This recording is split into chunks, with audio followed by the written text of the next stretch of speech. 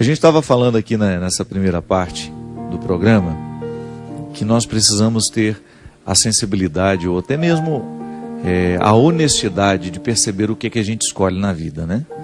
No Evangelho do Filho Pródigo, o menino perde o tempo, um tempo precioso da vida dele, porque havia escolhido errado e não tinha a coragem de perceber que a escolha errada estava infelicitando a sua vida.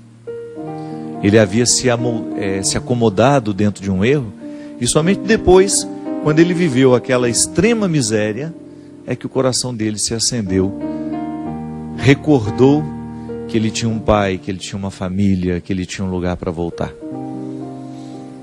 É sempre muito interessante quando nós tomamos consciência do erro que estamos cometendo e a coragem que a gente tem de dar um passo na direção da mudança. Vamos atender aqui as pessoas que nos escrevem, são muitas, graças a Deus. A gente tem a oportunidade de ver por onde a gente vai, os frutos do programa Direção Espiritual, e toda vez que você partilha a sua vida, a gente tem a oportunidade de falar a muitos corações que estão vivendo a mesma dor, o mesmo conflito que você vive. Padre Fábio, eu tenho 24 anos, vivo em uma família muito religiosa, diariamente participo da igreja, rezo muito, tenho fé, mas tenho um problema que antes não me afetava tanto quanto agora. Sou um desastre quando o assunto é relacionamentos. Todos os meus relacionamentos até hoje, padre, foram rasos e eu sempre saio muito ferida deles. Sou muito intensa e sofro muito por isso. Meu último início de relacionamento, eu me apeguei muito ao rapaz, muito mais do que ele a mim. E isso está me doendo muito agora. Terminamos de uma forma muito conturbada e ouvi dele muitas ofensas que me machucaram muito. Mas por falta de amor próprio, eu não consigo seguir em frente e sigo esperando que ele me procure, acompanhado de um pedido de desculpas. O seu aniversário se aproxima e eu nem sei se devo parabenizá-lo ou não. Padre, gostaria muito de um conselho seu, uma direção espiritual, porque meu coração já está cansado e só de pensar em conhecer outra pessoa, começar tudo de novo desde o início, já me desanima. Desde o início. Desculpa, o que devo fazer?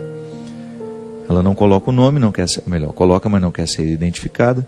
Minha filha, você tocou numa questão aqui fundamental. Toda vez que nós estabelecemos um relacionamento com o outro, a gente precisa ter consciência de que a relação com o outro só é boa a partir do momento em que a relação que a gente tem com a gente já está suficientemente estabelecida. É o conceito de pessoa que a gente trabalha no livro Quem Me Roubou de Mim, que eu escrevi justamente sobre essas questões de relacionamento, de pessoas que sofrem muito. Conceito de pessoa inspirado pela antropologia cristã, judaico-cristã, nos diz que a pessoa é aquela que tem a posse de si. Em outras palavras mais simples, né? É aquela que se possui, que é dona de si. É aquela que já conseguiu conhecer-se o suficiente, já tomou posse de si.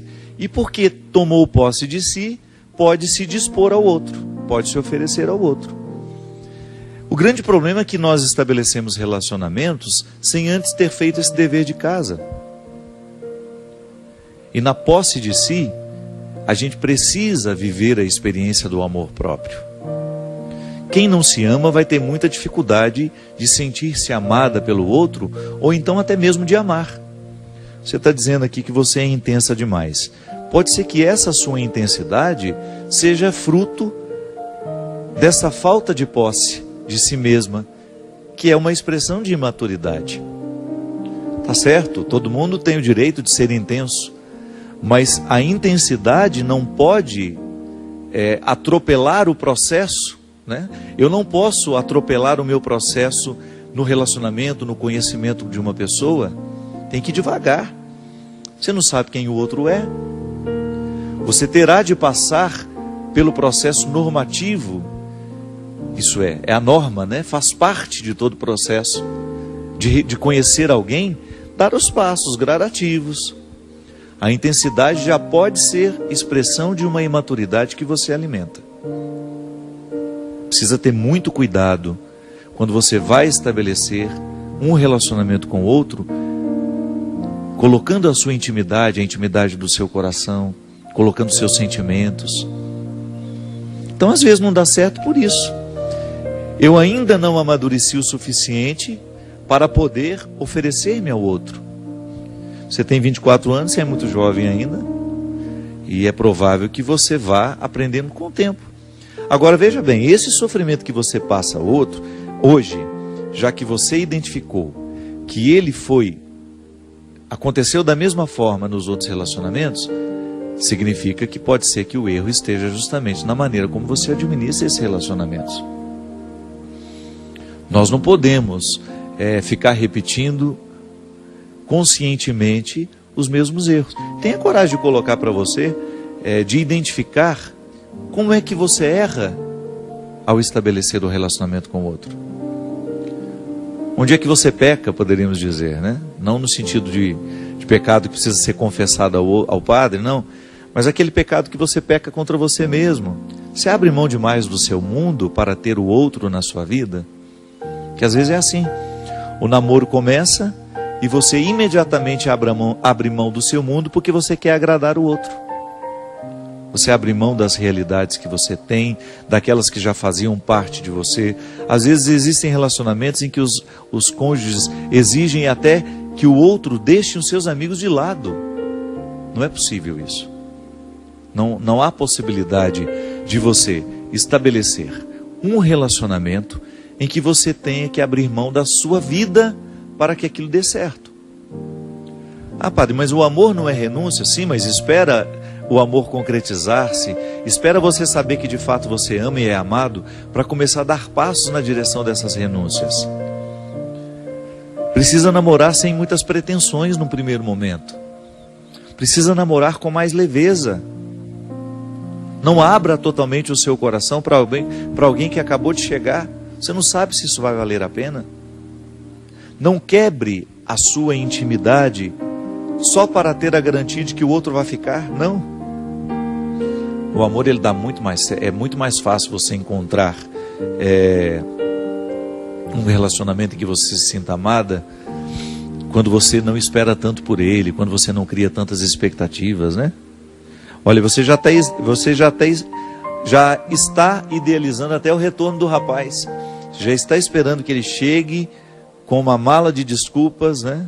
Para poder recomeçar com você. Isso aqui já é expectativa que você não tem o direito de alimentar. E outra, namoro. O namoro, ele é um ensaio do casamento.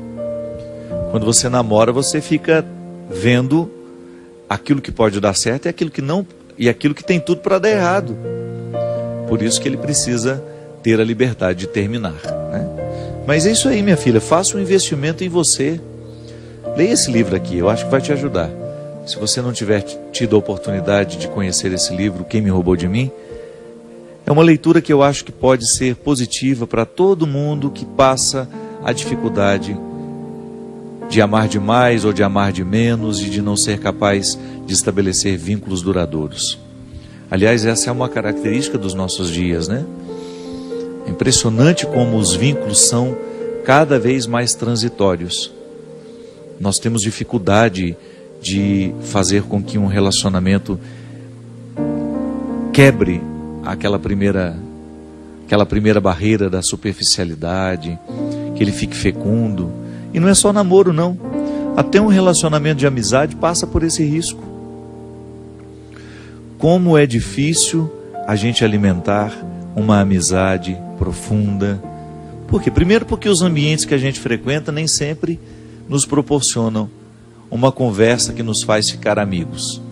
É sempre tudo muito conturbado, sempre todo mundo muito distraído com os celulares e cada um estabelecendo conversas paralelas. Você está conversando com uma pessoa, ela está ali digitando coisas no celular dela e prestando atenção em você ao mesmo tempo.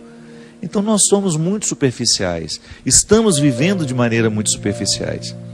É natural que os nossos relacionamentos também entrem pela mesma perspectiva, né? Não é possível a gente criar vínculos fecundos com tanta superficialidade. É uma mudança de vida mesmo. Passa pelo conceito de conversão. Interessante, né? A conversão que Jesus nos propõe é justamente a gente ir cada vez mais tomando posse do nosso coração. É um movimento de profundidade, veja bem. É um movimento que faz com que a gente tenha uma busca interior que nunca vai terminar. A superficialidade tem fim, a profundidade não. Quando você opta por viver uma busca de amadurecimento, por exemplo, como essa menina aqui, por que os meus relacionamentos não dão certo? É preciso investigar-se.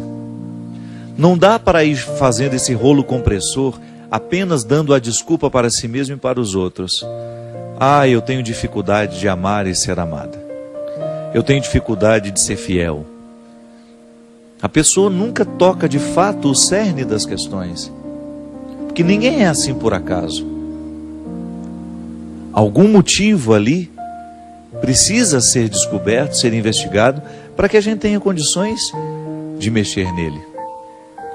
Aristóteles, um filósofo clássico, dizia que a vida só vale a pena ser vivida à medida em que ela é refletida. Aquele que não reflete a vida que vive, aquele que não reflete a experiência pessoal, diária, nós podemos chamar até isso de exame de consciência, né? Faz uma leitura cristã disso. O que é o exame de consciência? Aquela oportunidade que a gente tem de voltar os olhos para o nosso jeito de viver, para a vida que nós estamos escolhendo, e aí você ter coragem de ser o seu juiz, de ter coragem de fazer uma interpretação se está sendo justo ou não aquilo que você estabelece para você. Qual é o papel do juiz? A jurisdição é justamente olhar para a realidade, para as partes que compõem aquela realidade e identificar se é justa ou não aquela relação que as partes estão estabelecendo. Eu preciso fazer isso todo dia comigo, você também. Olhar para as escolhas que você faz na sua vida, para o tratamento que você se oferece e saber se você está sendo justo. Muitas vezes nós não chegamos à resposta que essa menina aqui precisa chegar. Por que que meus relacionamentos são tão vazios? Por que que mesmo ela sendo uma pessoa boa, uma pessoa religiosa, por que que apesar de todos esses valores que ela tem, que ela enumera aqui no início, tem uma boa família, pratica uma religião de maneira saudável, é estudiosa, por que que com ela alguma coisa está dando errado? Talvez falte estabelecer esse juízo, investigar-se com mais propriedade. E quando o assunto é relacionamento, gente, a primeira coisa que nós precisamos colocar no tribunal é o tanto que a gente se ama. Não podemos negligenciar o amor que a gente se oferece. Que boicote é esse? É um auto-boicote, né? A pessoa se boicota o tempo todo. Porque ela, ao invés de oferecer a ela o amor necessário, isso é, o cuidado, porque como é que o amor próprio se expressa na vida de uma pessoa? Através do cuidado.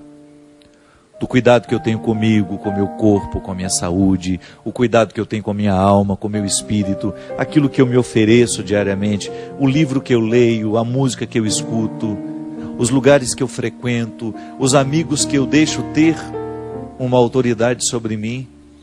Tudo isso é expressão do amor próprio. Quem não se ama, não passa no filtro aquilo que se oferece. É igual aqui em Minas, naquele coador antigo, né, que a gente passava o café. O coador o que era? Era um filtro de pano, feito pela nossa mãe, para que a gente pudesse tomar a parte do café que nos interessava. Porque vai jogar o pó dentro do café para você ver, para ver se você consegue tomar. Não dá. É preciso ter o filtro de pano, que a gente chama de coador, para que a gente fique com a parte boa do café. Muitas vezes nós não usamos esse filtro para perceber o que a gente se oferece. A gente vai causando uma intoxicação da alma, uma intoxicação da mente, uma intoxicação de tudo aquilo que nos gera. Aí você tem todos os significados: mente, coração, alma, espírito. A gente fica poluído. Por quê?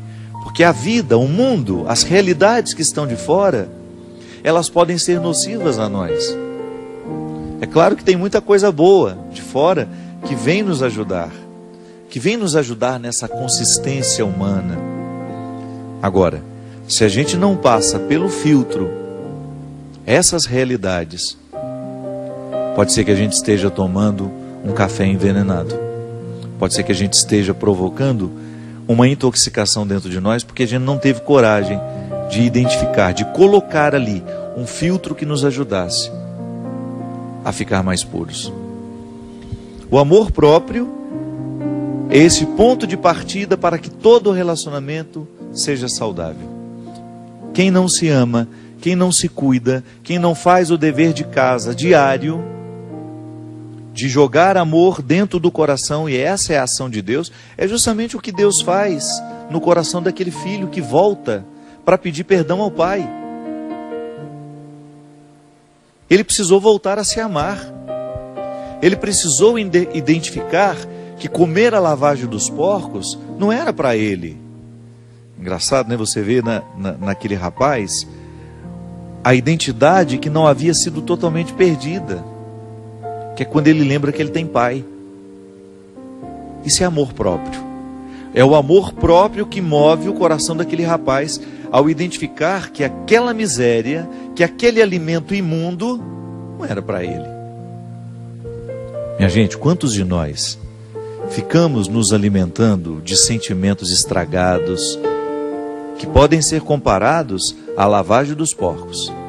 Quantas vezes eu encontro pessoas bonitas, nutridas, com relacionamentos precários, tóxicos, viciantes, aquele pseudo-amor, né? Aquele falso amor, que pode ser comparado a uma lavagem de porco, aquele namoro que não é outra coisa senão um chiqueiro, não há nada de puro naquilo, a pessoa se maltrata o tempo todo só para ter a companhia do leitão, né? Não, pelo amor de Deus, você merece muito mais. A pessoa só se recupera no momento em que ela olha para o espelho e vê a face desfigurada e diz para ela mesma: eu não mereço esse tratamento. Isso corrigiria tantas coisas dentro dos namoros, dentro das relações de casamento, porque também no casamento acontece isso. Quanto o marido tratando a esposa de maneira que vai expulsando o amor próprio dela, ou então é o amor próprio que foi expulso, que já permitiu aquele tratamento tão odioso. Namoro, casamento, relação entre amigos, nós precisamos ter muito cuidado para a gente não se acostumar ao alimento imundo. Precisamos tomar muito cuidado para a gente não se acostumar com o precário e achar que ele é a única coisa que nós merecemos ter na vida. A gente merece muito mais. Merece no sentido de ver que há uma dignidade em mim, em você, que não pode ser nunca, em hipótese alguma, pode ser esquecida. Essa dignidade também chama-se amor próprio. E é através dela que Deus nos fala, que Deus nos chama, que Deus nos traz de volta. Reacenda o valor que você tem. Tenha consciência da grandiosidade que você representa diante de Deus. E trate-se da mesma forma como Ele te trata, com amor e com respeito. Derrame o Deus Todo-Poderoso sobre todos nós a bênção e a proteção do céu. O Deus Todo-Poderoso, Pai, Filho e Espírito Santo. Amém. Até a semana que vem, se Deus quiser. Confiei no teu amor e voltei. Sim, aqui é o meu lugar. Eu gastei teus bens, ó Pai, e te dou este pranto em minhas mãos. Nem deixaste-me falar, na ingratidão morreu no abraço mal que eu fiz. Festa, roupa nova, anel, sandália aos pés, voltei à vida, eu sou feliz.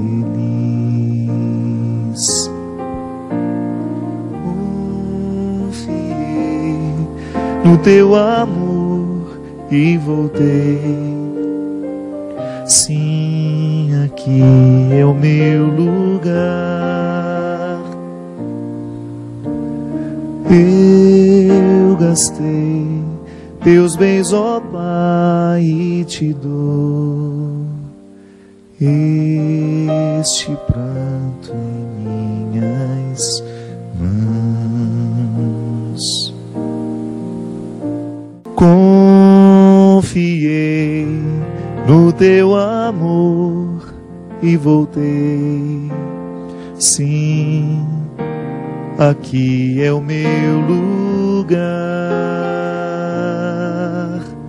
Eu gastei teus bens, ó Pai, e te dou